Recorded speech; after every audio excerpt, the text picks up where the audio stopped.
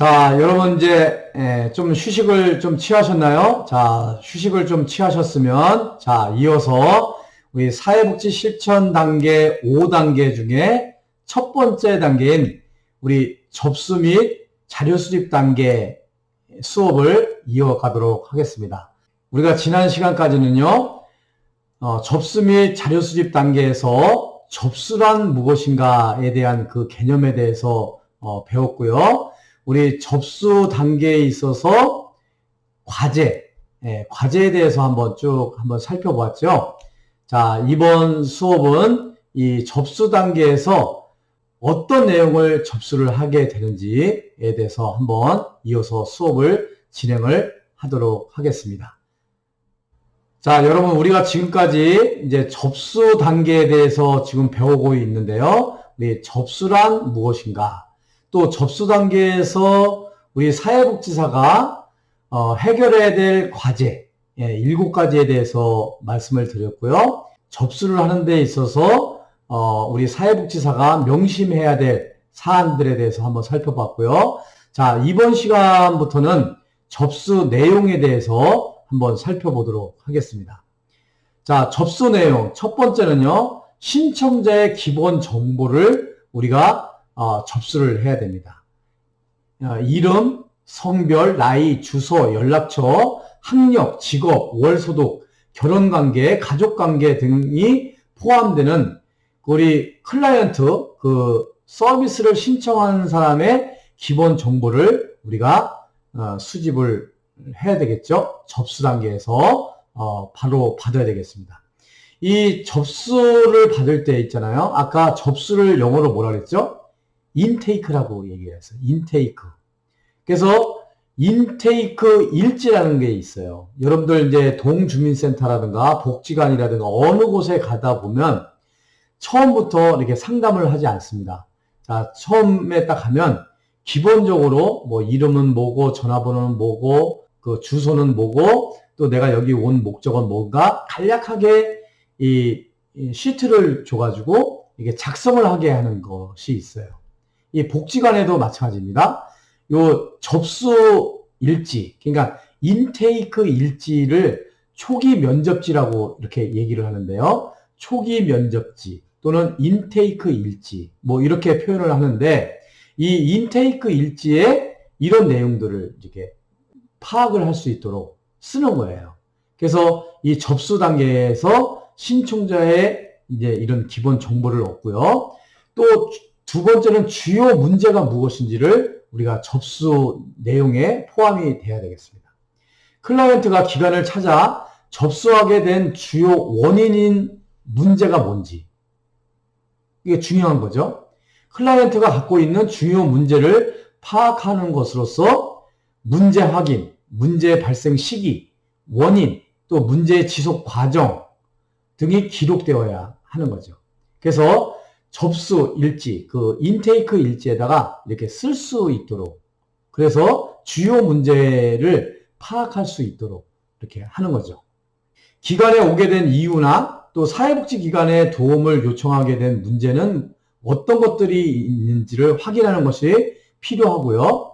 또 문제로 인해서 어떤 점들이 가장 힘들며 도와줘야 할 문제가 무엇인지를 파악하는 것이 주요 문제예요. 그래서 여러분들 제가 늘 표현을 하지만 여러분들 이제 평생 지도 학생들이 있어요. 제가 평생 지도 교수고 평생 지도 학생들에게 제가 학기가 시작될 때 또 1학년 같은 경우는 신입생 그러니까 여러분들 1학년 1학기 때 제가 여러분들에게 간단한 여러분들의 신상에 대해서 파악하는 자기소개서를 이렇게 한번 나눠드리고 그 1학기 때는 비대면 수업이었기 때문에 여러분들에게 카톡을 전해서 카톡을 통해서 여러분들이 이렇게 작성을 해가지고 카톡으로 이렇게 보내준 적이 있어요.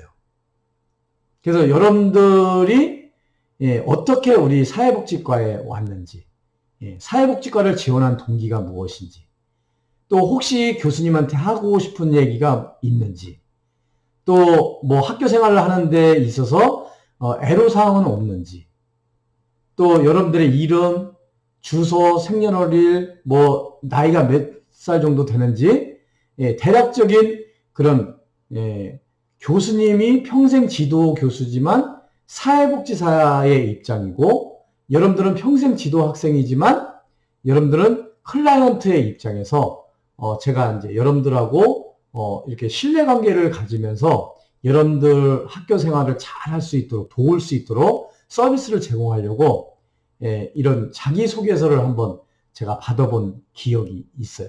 여러분들 그 기억이 있죠? 그래서 이런 이제 자기소개서, 아니면 이제 복지관에서는 인테이크 일지, 초기 면접지, 이 면접지를 이렇게 작성을 하게 함으로 인해서 신청자의 기본 정보를 수집하고 또 주요 문제를 파악하는데 도움이 되는 그런 일지라고 할 수가 있겠습니다. 자, 접수 내용 그 초기 면접지에 기록해야 될 거는요, 기관에 오게 된 동기예요. 그러니까 여러 학생들이 우리 사회복지과에 지원한 동기, 이것을 알아야 이 사람은 스스로가 열심히 배우려고 온 사람이구나, 아니면 부모의 강요에 의해서 온 사람이구나, 또 뭐 주변의 권유에 의해서 온 학생이구나, 이런 것들을 파악을 해야만 교수님이 평생 지도 교수로서 평생 지도 학생들을 지도하는데 많은 참고가 되겠죠. 마찬가지로 우리 복지관에서도요, 사회복지사한테 찾아온 클라이언트가 어떻게 이 복지관에 왔는지, 기관에 오게 된 동기를 파악을 하게 되면 서비스를 제공하고 그 클라이언트에게 도움을 주거나 클라이언트를 케어하는데 많은 도움을 받을 수가 있는 거죠. 그래서 클라이언트가 어떠한 경로를 통해서 기관을 알게 되었고 어떠한 기대를 갖고 왔는지를 파악하는 거, 이거 굉장히 사회복지사가 클라이언트한테 이렇게 도움을 주고 또 케어를 하는데 중요한 사안이다라고 할 수가 있겠어요. 자, 도움을 신청한 것이 자발적인 것인지 홍보물인지 타 기관의 의뢰인지 또 지인의 소개로 왔는지에 대한 내용이 잘 포함이 돼 있어야 돼요. 그래야 그 클라이언트에 대해서 정확하게 파악이 되고 그 클라이언트의 필요에 따라서 어떤 욕구 그리고 문제에 대해서 정확하게 서비스를 제공을 할 수가 있게 되는 거죠. 자, 그 다음에 의뢰 이유를 우리가 접수 내용에 포함이 되겠습니다. 의뢰 이유. 자, 클라이언트가 스스로 온 것이 아니라 가족이나 다른 기관으로부터 의뢰를 받아 온 것이라면 의뢰한 이유가 있어요. 내가 도저히 이 감당을 할 수가 없기 때문에 의뢰를 하는 경우도 있고요. 우리 시설에서 이 클라이언트를 감당할 수가 없기 때문에 거기에 맞는 전문성을 가지고 있는 타 기관에다가 의뢰를 할 수가 있거든요. 그래서 이 접수 내용에는 이 의뢰된 이유, 의뢰를 한 이유에 대해서 우리가 파악을 할 필요가 있다. 그거죠.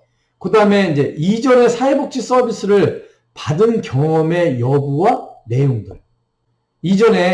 그 전에 여기 우리 복지관이나 우리 시설, 지금 나의 사회복지사한테 찾아오기 이전에 이 문제나 혹은 다른 문제로 사회복지기관을 방문한 적이 있는지, 있다면 어느 기관으로부터 어떤 서비스를 받았는지를 잘 파악을 해야 돼요. 그래야 우리 기관에서 적절하게 그에 해당되는 또 서비스를 제공을 할 수가 있는 거죠. 자, 클라이언트의 사회복지 서비스에 대한 경험의 유무와 기존의 경험에서 긍정적이었는가 혹은 부정적이었는가가 클라이언트 문제에 접근하는 방식에 큰 영향을 미치기 때문에 이전에 어떤 사회복지 서비스를 받은 경험이 있는지 없는지 그 내용이 무엇인지를 파악하는 것은 매우 중요해요.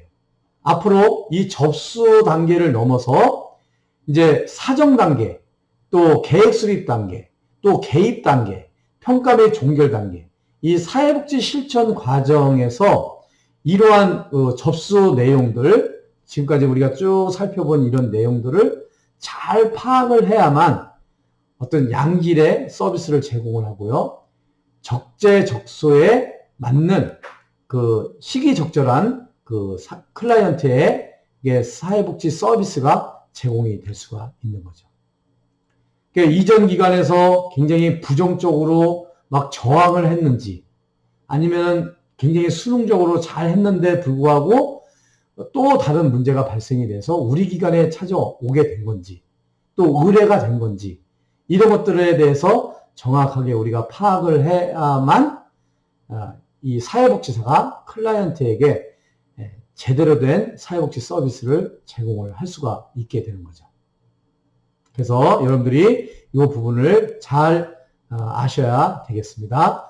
종종 우리 접수 내용에 해당되는 것은 접수 단계에서 이루어져야 될 가업 또는 뭐 내용이 아닌 것은 뭐 이런 식으로 해가지고 사회복지사 1급 시험에 종종 이렇게 출제되는 경향이 있어요. 그러니까 이런 부분들은 여러분들이 나중에 사회복지사 1급 자격증을 취득한다고 하더라도 시험을 본다고 하더라도 그때 이제 잘 이렇게 활용할 수 있는 그런 내용들이니까요. 여러분들이 잘 이해를 하시고 머릿속에다가 담아두시면 좋겠다. 이렇게 말씀을 드리겠습니다. 자, 그 다음에 이제 우리 접수 내용에 포함되어야 될 내용이 기본적인 가족관계예요. 기본적인 가족관계. 현재 동거인 중 핵가족을 중심으로 하는 각 가족원의 이름, 나이, 직업, 교육 정도, 종교, 관계 등을 포함해서 이 접수를 받아야 돼요. 왜냐하면은 이 그 한 사람 한 사람을 놓고 우리가 사회복지 서비스를 제공을 하지만 클라이언트를 중심으로 해서 어떤 가족관계를 구성하는지, 어떤 친구관계를 가지고 있는지 이거 매우 중요하거든요. 나중에 이제 뭐 사정 단계에서 이렇게 배우겠지만 이 클라이언트를 중심으로 해서 어떤 인적 구성, 어떤 자원들을 가지고 있느냐 하는 것이 이 사회복지 실천을 하는데, 그러니까 사회복지 서비스를 제공하는데 굉장히 좌우되는 그런 내용이기 때문에요. 기본적인 가족관계를 이해를 할 필요가 있어요. 그래서 접수 내용에 이런 기본적인 가족관계를 포함을 시키게 됩니다. 자, 그 다음에 이제 접수 내용에는요, 담당 사회복지사의 소견이 들어가야 돼요. 자, 뭐 이름은 뭐고, 생년월일은 뭐고, 나이는 어떻고, 주소는 어떻고, 쭉 기본적인 그런 정보, 또 문제, 또 가족관계, 뭐 이런 것들에 대해서 쭉 일지를 쓰고요. 맨 마지막에 접수 단계, 접수를 하다 보니까 이 사람은 앞으로 적극적으로 이렇게 참여를 할 수 있을 것 같다. 또 이렇게 계약 단계에 갈 수가 있겠다. 뭐 이렇게 쓰거나요. 아니면 요 클라이언트는 요런 부분들이 좀 부족하다.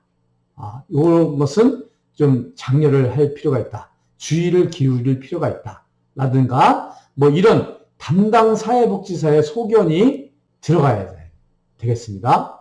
자, 인테이크 사회복지사는 접수만 전담으로 하는 사회복지사를 얘기를 해요. 자, 인테이크 사회복지사는 신청자의 문제와 욕구가 기관의 기능이나 도움의 범주와 일치하는지를 의견으로 기록을 할 수가 있어야 되겠어요.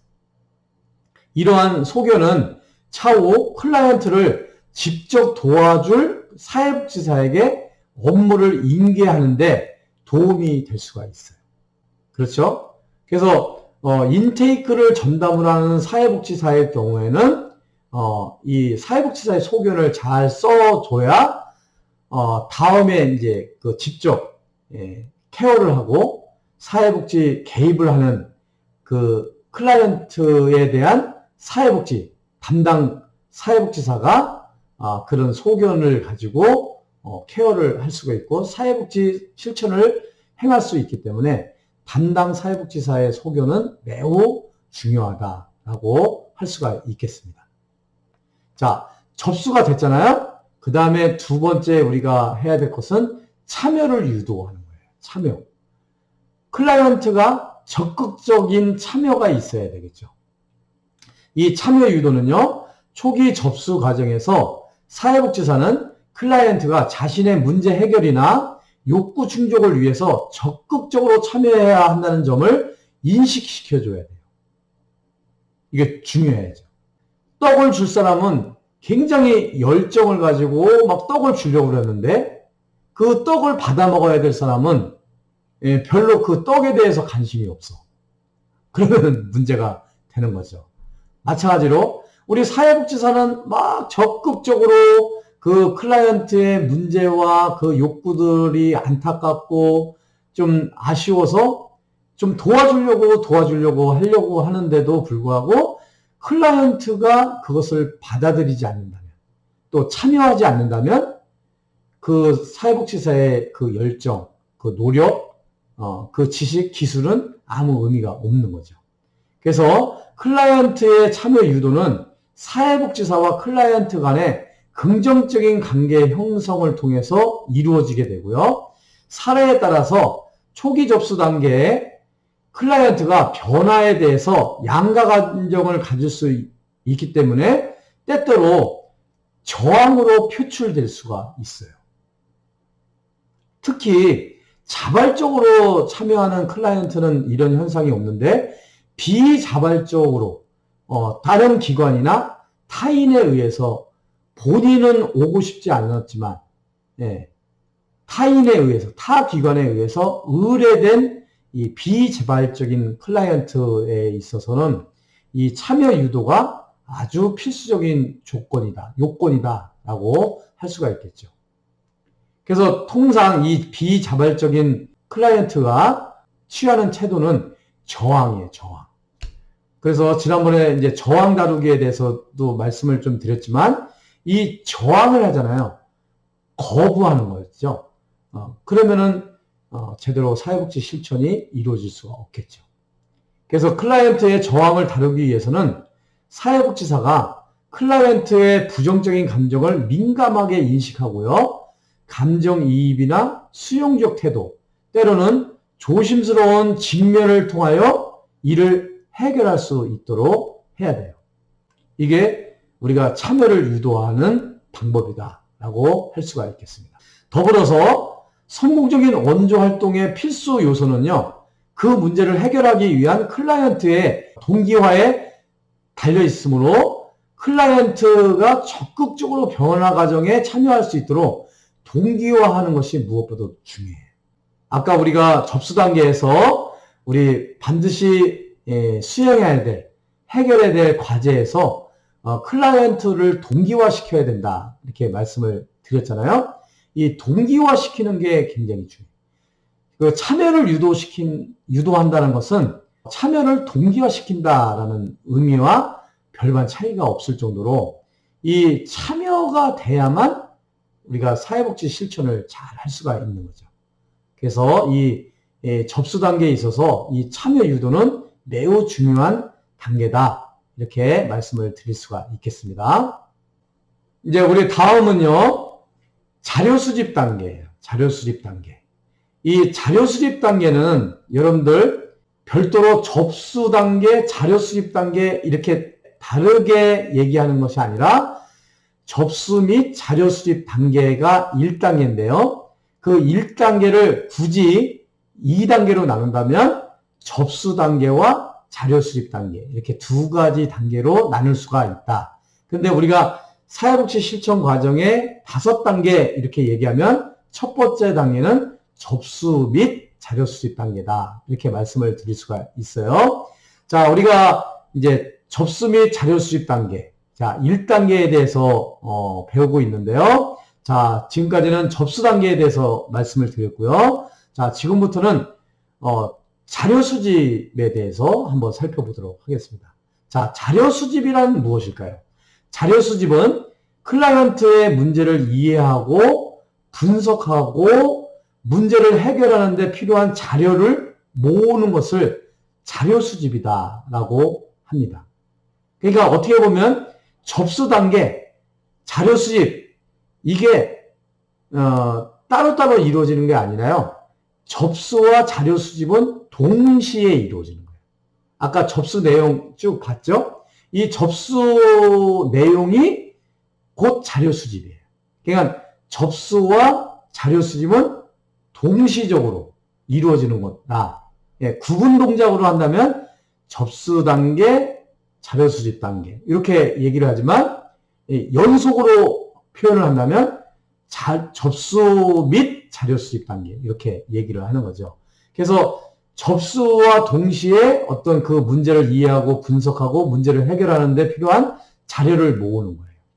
그래서 자료 수집은 클라이언트의 문제를 파악하고 나아가 클라이언트의 강점과 잠재적인 역량을 이해하는데 매우 중요한 과정이라고 할 수가 있겠어요.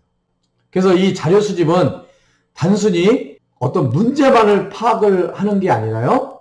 그 문제를 해결하는 데 필요한 자료를 준비를 하는 거예요.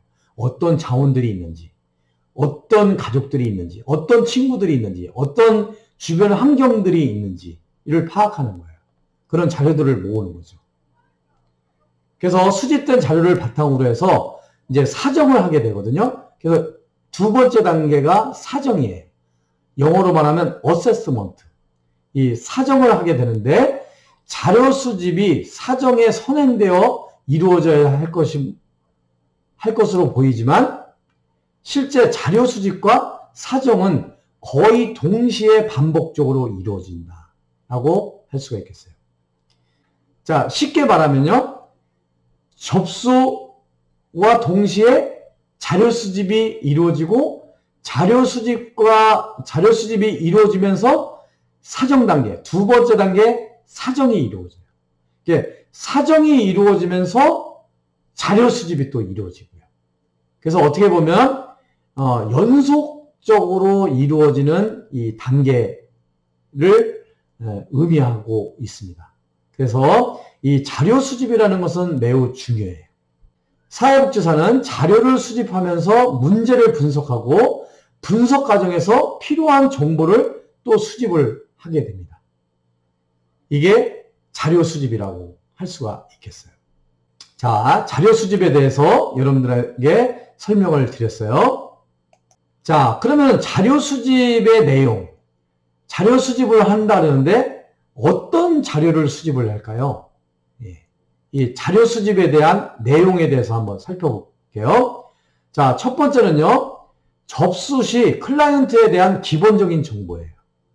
자, 접수란 문제를 가진 사람이 사회복지기관을 찾아왔을 때 사회복지사가 그의 문제와 욕구를 확인해서 그것이 기관의 정책과 서비스가 부합되는지 여부를 판단하는 과정이다라고 아까 접수라는 정의를 배웠죠?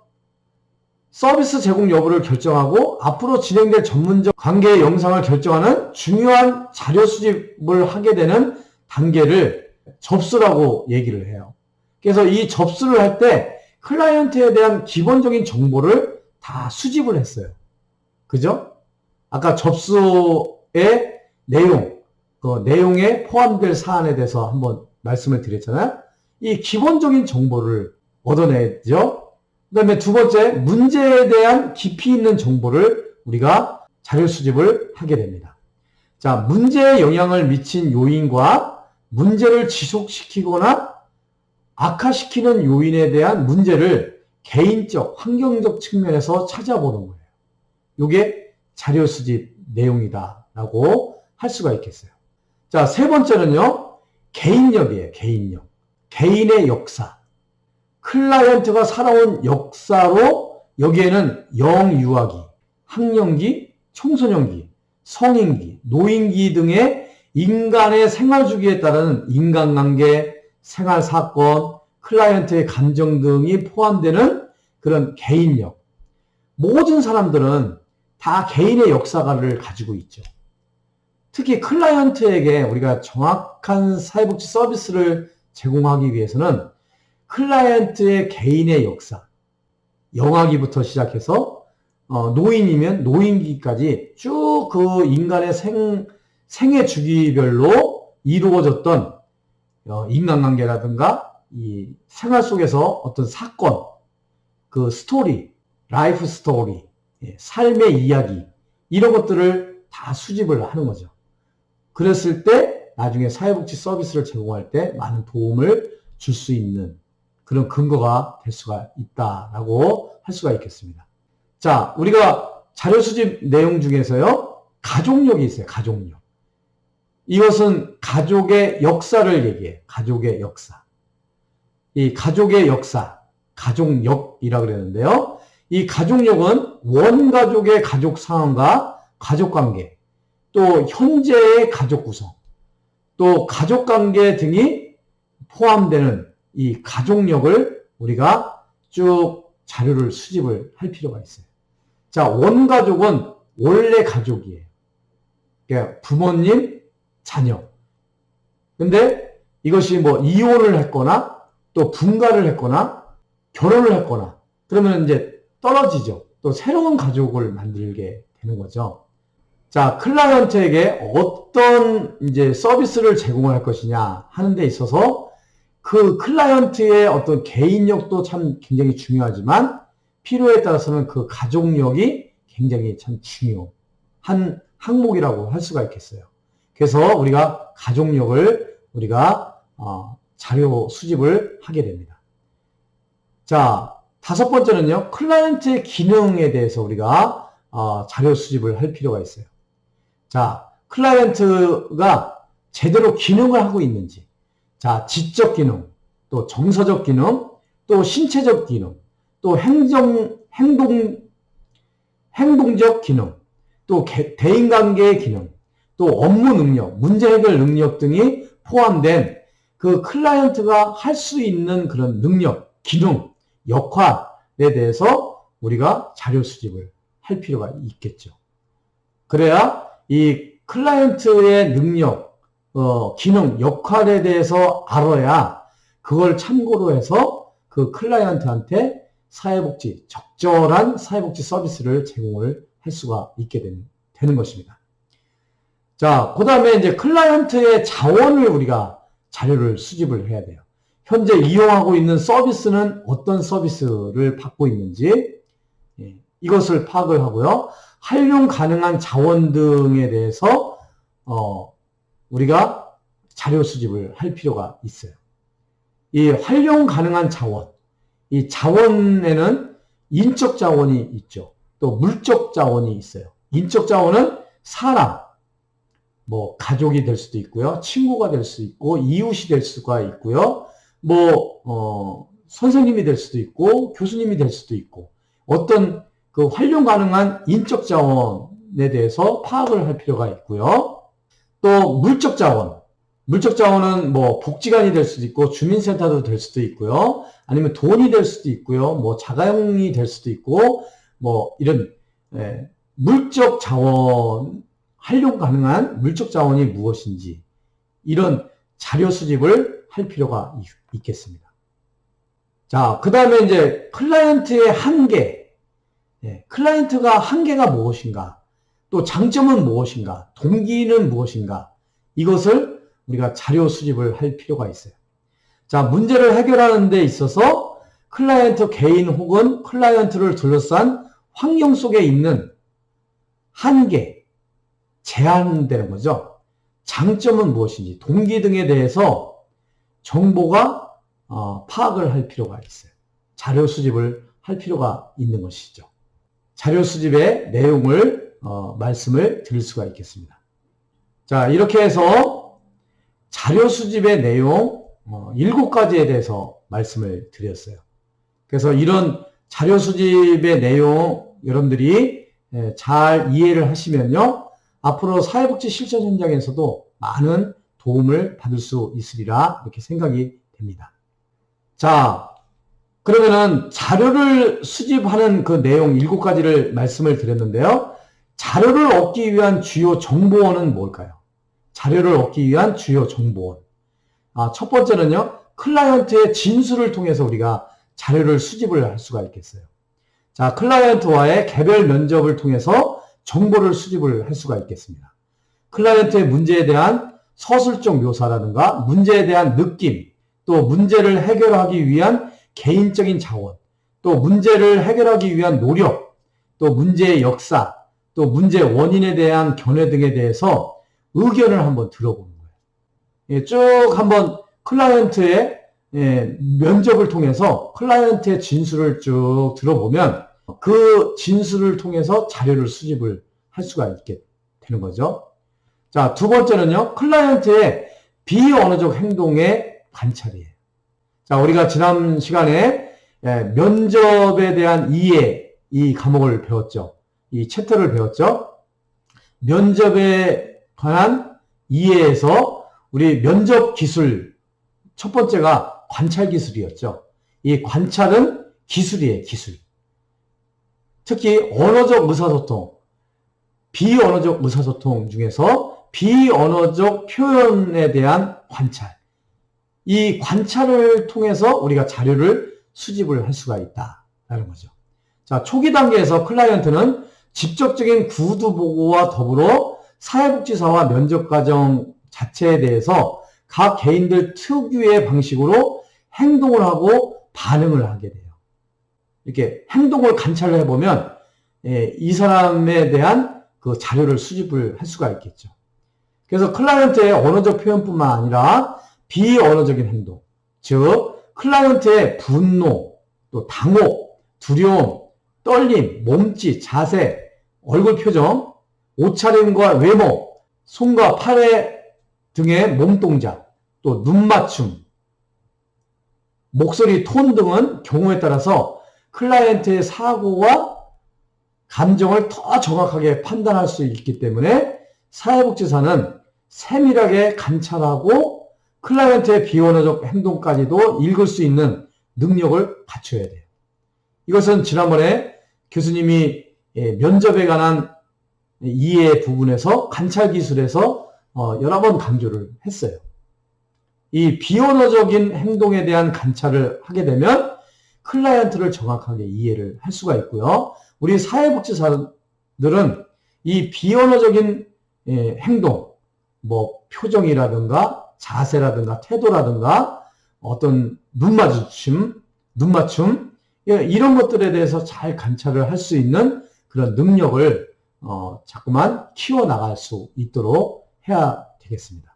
자, 세 번째는요, 클라이언트의 자기 모니터링을 통해서 우리가 자료를 얻을 수가 있겠어요. 클라이언트의 문제 양상에 대한 자기 인식을 돕기 위해서 또는 클라이언트가 자신의 문제를 명확하게 인지를 못하는 경우 문제 행동 빈도와 문제 행동 발생 시 감정 등을 스스로 점검해 보도록 하는 것을 의미를 해요. 그래서 자기 모니터링은 자신의 문제 해결에 적극적인 참여를 유도하는 효과가 있어요. 그러니까 스스로 한번 모니터링을 해보는 거예요. 모니터링이라는 것은 점검해 본다는 거잖아요. 예, 점검. 스스로 한번 점검을 해보는 거예요. 문제 행동의 빈도가 어느 정도의 주기로 일어나는지, 문제 행동 발생 시 어떤 감정이 일어나는지 스스로 자기가 한번 점검을 해보는 거죠. 그래서 이 자기 모니터링은 자료를 수집하는 데 있어서 매우 유용한 정보원이 될 수가 있는 거죠. 클라이언트의 무력감을 감소시키고 상황에 대한 통찰력을 증진시킬 수가 있기 때문에 스스로 클라이언트 스스로가 자기 모니터링을 할 수 있도록 어떤 질문 기술, 면접에 대한 이해에서 우리가 질문 기술을 얘기했잖아요. 질문 기술을 통해서 스스로 클라이언트가 한번 자기 점검을 해볼 수 있도록 하는 거, 그것도 굉장히 중요하다라고 할 수가 있겠습니다. 자, 그 다음에는 이제 부수적인 정보원이 있죠. 부수적인 정보원. 클라이언트의 동의를 얻어서 가족이나 이웃, 친구, 친척, 다른 기관, 의사, 고용주, 학교 등으로 정보를 얻을 수가 있어요. 때로는 클라이언트가 문제에 대해서 직접적으로 진술한 것과 상반된 정보가 있을 수 있는데 각 정보의 정보 제공자와 정보의 신뢰도를 염두에 두고 어떤 상호작용 속에서 이런 관점의 차이가 나타나는지 우리는 주목을 할 필요가 있어요. 때로는 가족이 얘기하는 것과 클라이언트 스스로가 진술한 내용이 다를 수가 있어요. 그랬을 때 우리 사회복지사는 어떤 것이 더 진실에 가까운 것인지 누가 거짓말을 하는 것인지, 누가 진실되게 이야기를 하는 것인지를 잘 파악할 수 있도록 어떤 관점에서 이런 관점의 차이가 있었던 것인지를 한번 주목하면서 자료를 수집을 하시면 되겠습니다. 자, 그 다음에는요, 자료를 얻기 위한 주요 정보원으로서 심리검사가 있어요. 심리검사. 이 심리검사는 객관적이고 표준화된 측정을 통해서 인간의 내적, 심리적 특성을 파악하는 과정으로서 클라이언트에 대한 과학적이고 객관적인 자료를 얻을 수가 있어서 심리검사를 우리가 많이 합니다.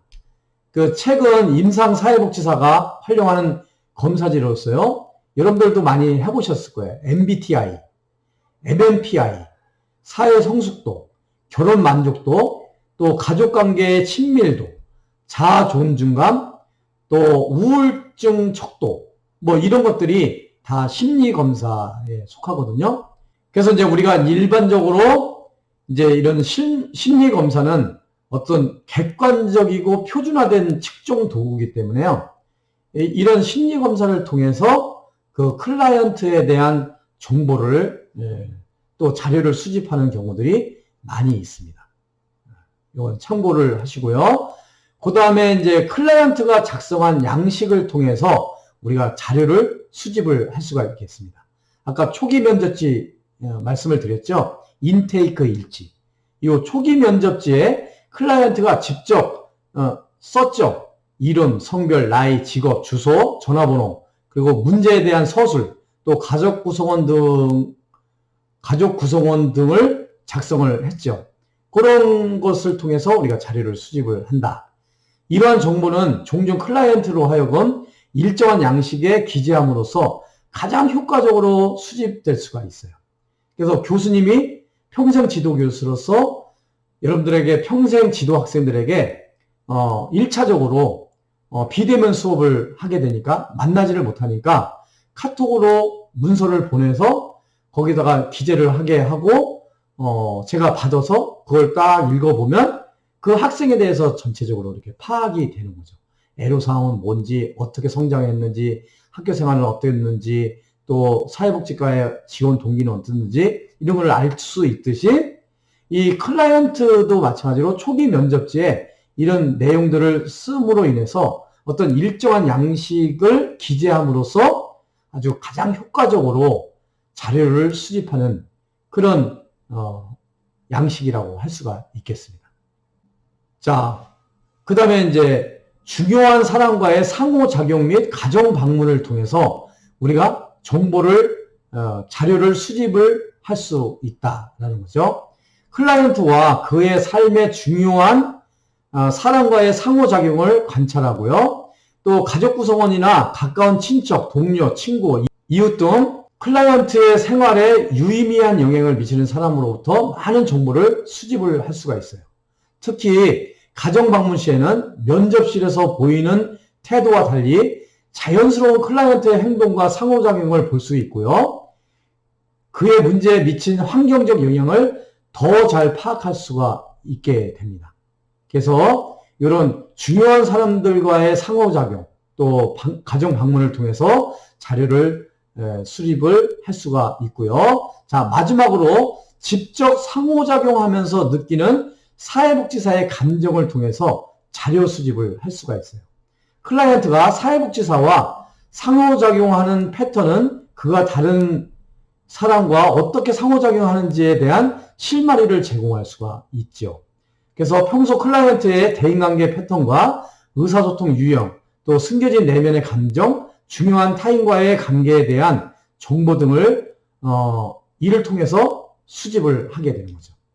그래서 지금까지 쭉 여러분들하고 자료 수집에 대해서 말씀을 드렸고요. 자료 수집을 얻기 위한 주요한 정보원에 대해서 한번 쭉 말씀을 드렸습니다. 자, 이상과 같이 여러분들과 함께 오늘은 사회복지 실천 과정의 5단계가 있는데요. 첫 번째 단계 접수 및 자료 수집 단계, 두 번째 사정 단계, 세 번째 계획 수립 단계, 네 번째 개입 단계, 다섯 번째 평가 및 종결 단계 이렇게 5단계를 우리가 배우게 되는데 그 중에서 첫 번째 단계인 접수 및 자료 수집 단계에 대해서 배워보는 그런 시간을 가졌습니다. 여러분 장시간 동안 강의 들으시냐고 대단히 수고 많이 하셨고요. 또 이어서 다음 주에는 또 2단계에 대해서 배워나가도록 하겠습니다. 자, 여러분 여기까지 수업 들으시냐고 수고 많이 하셨고요. 또 우리 다음 주에 뵙는 걸로 하겠습니다. 여러분 감사합니다. 수고하셨습니다.